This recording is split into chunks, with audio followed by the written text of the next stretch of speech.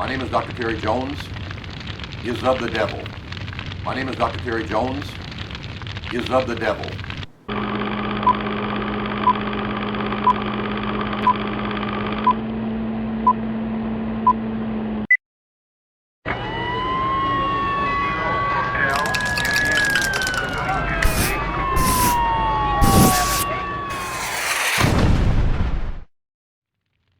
It is said to be the largest child porn bust in Polk County history. The sheriff's office dubbed it Operation Defender.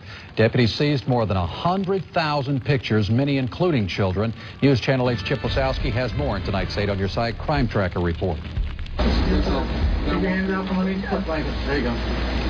One sit up, bro. One by one, sheriff's deputies rousted the men out of bed early this morning. In all, they took 16 into custody. 3 others were already in jail. Sheriff Grady Judd calls these guys the worst of the worst. I'm being very circumspect in what I say. I could really get loose with my words and say some very ugly things here today because this is absolutely repulsive. The sheriff says the average age of the kids in the child pornography these men possessed was between 7 and 9 years old. The youngest was 1 month old. They had photos and movies of adult males with very young children. They had photographs of very young children having sex with other very young children. They had photographs of very young children having sex with animals. Sheriff's officials loaded the men they picked up this morning into a van and carted them off to jail.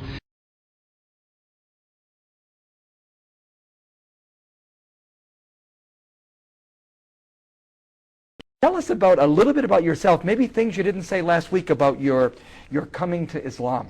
Well, yes, when I first was introduced to the subject of Islam, I was not interested in a new religion. In fact, I was very happy with what I had, and I was trying to convert a Muslim to become a Christian. Because you were a pastor.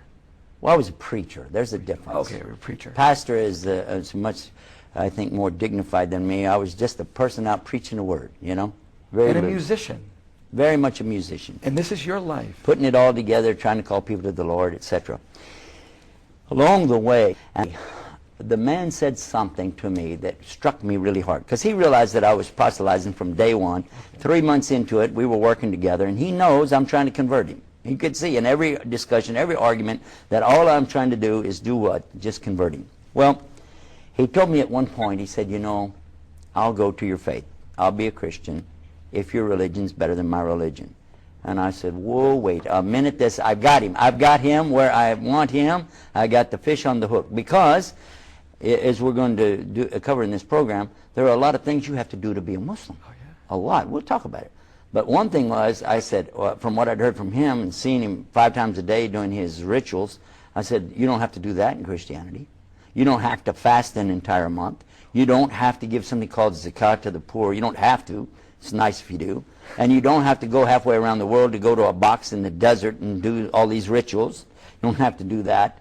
And you don't even have to be nice. It's better if you do, but you just want to be a Christian. It's pretty simple. You know, really, it's what you say. Yeah. But then he finished the sentence. He said, I'll go to your faith if it's better than my faith, but you'll need proof. And I said, man, religion has never been about proof. It's about faith. That's it. That's what religion is. He said, in Islam, we have both. We have proof and faith. And listen to this. I said, you mean to sit there and tell me as a Muslim that you can prove there really is a God? And he said, do you mean to sit there and tell me as a preacher of Christianity that you can't?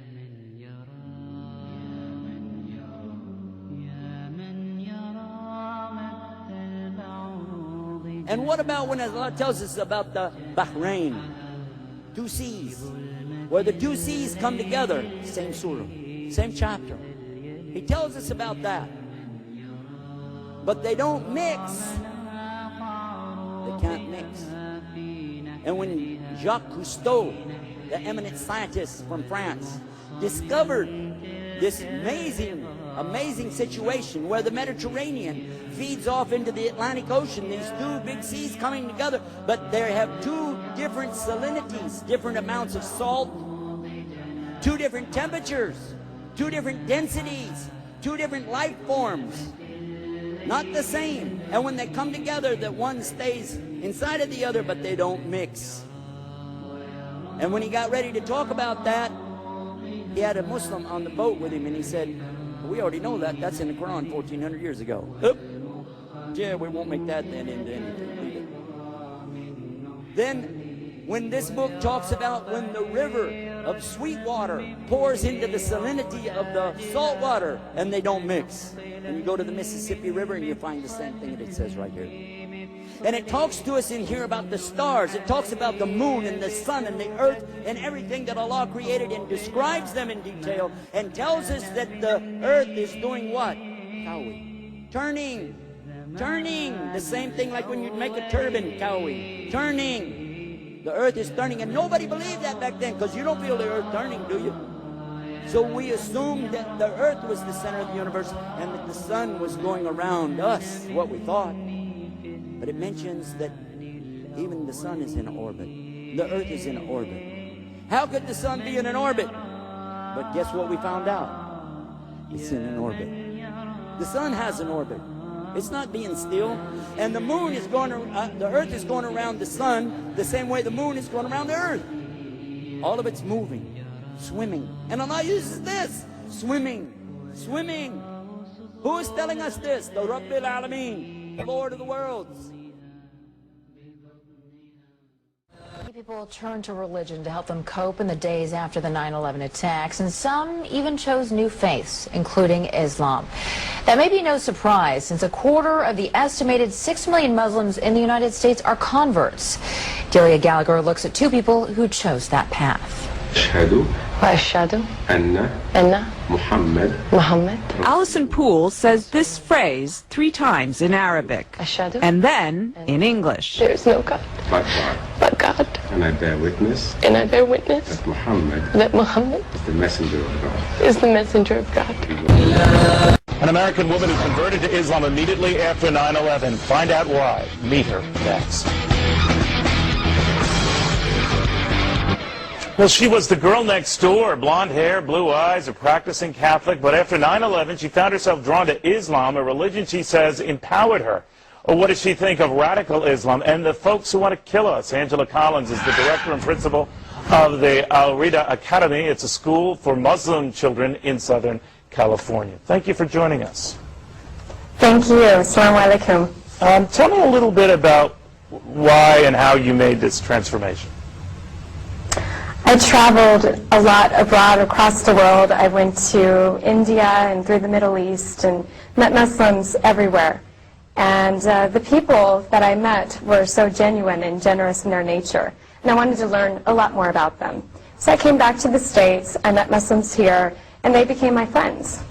And then 9/11 happened, and our entire country pointed their finger. They blamed Muslims, of course. And I had an opposite experience of knowing these people, so I spoke out against it. But then, of course, I'm challenged, and people want to know what Islam really teaches, and I didn't have that knowledge. So what I did is I picked up a Quran, and I started reading, of course thinking, here's a book that discriminates against women, does not give them their equal rights. This is the story of 3 Chicagoans, all raised as Christians, all who decided to ultimately reject that religion. Internet is down. Nadira Rodriguez Muhammad grew up Catholic, but found herself constantly questioning the long-held beliefs of her family. I always felt that something was missing for me. Ian Bushner is a law student at the University of Chicago. I felt like that there wasn't a God. Whitney Nichols is a new Loyola grad who grew up in suburban Streamwood. I guess what I was really looking for was what felt most natural and most logical to me. There are an estimated 1.3 billion Muslims worldwide, and most are not Arabs. Here in the United States, while the Muslim contingent numbers an estimated 7 to 8 million, it's growing rapidly. 20,000 new converts each year, 4 times as many women as men. People coming into Islam in Denmark in numbers that we have never seen before. When I took Shahada nearly 25 years ago, we were only about 10 or 15 of original Danish Muslims. Today, there are thousands and thousands of Muslims of Danish origin, and every week,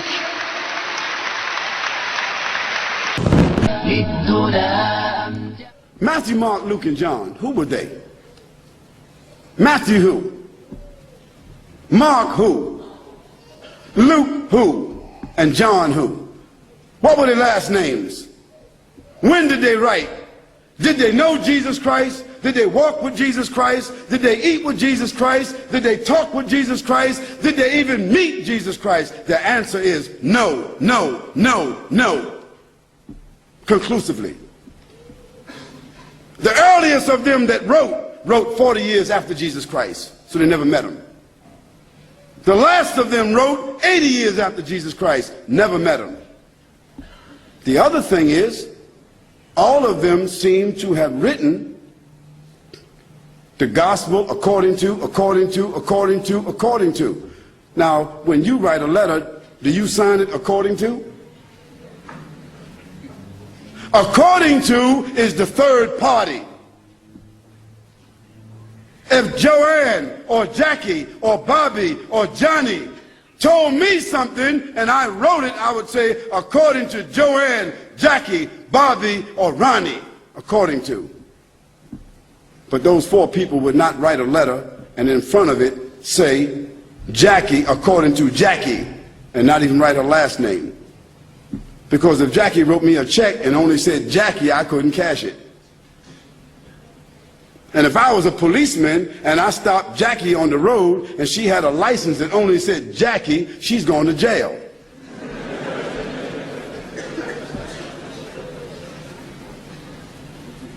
Where in the world is a document with only one name of four different writers that did not meet the one whom they're writing about? Where is that accepted in the whole world? Nowhere except in the Bible. Jesus Christ did not say, I am God, worship me. Now, if there's a Christian in this room that can tell me that Jesus said in his own words, not Matthew, not Mark, not Luke, not John, not Paul, but Jesus said, I am God, worship me, then we will raise $5,000 for you tonight before you leave. Break your Bibles out.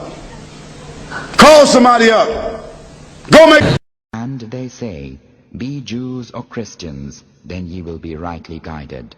Say unto them, O Muhammad, Nay, but we follow the religion of Abraham, the upright, and he was not of the idolaters.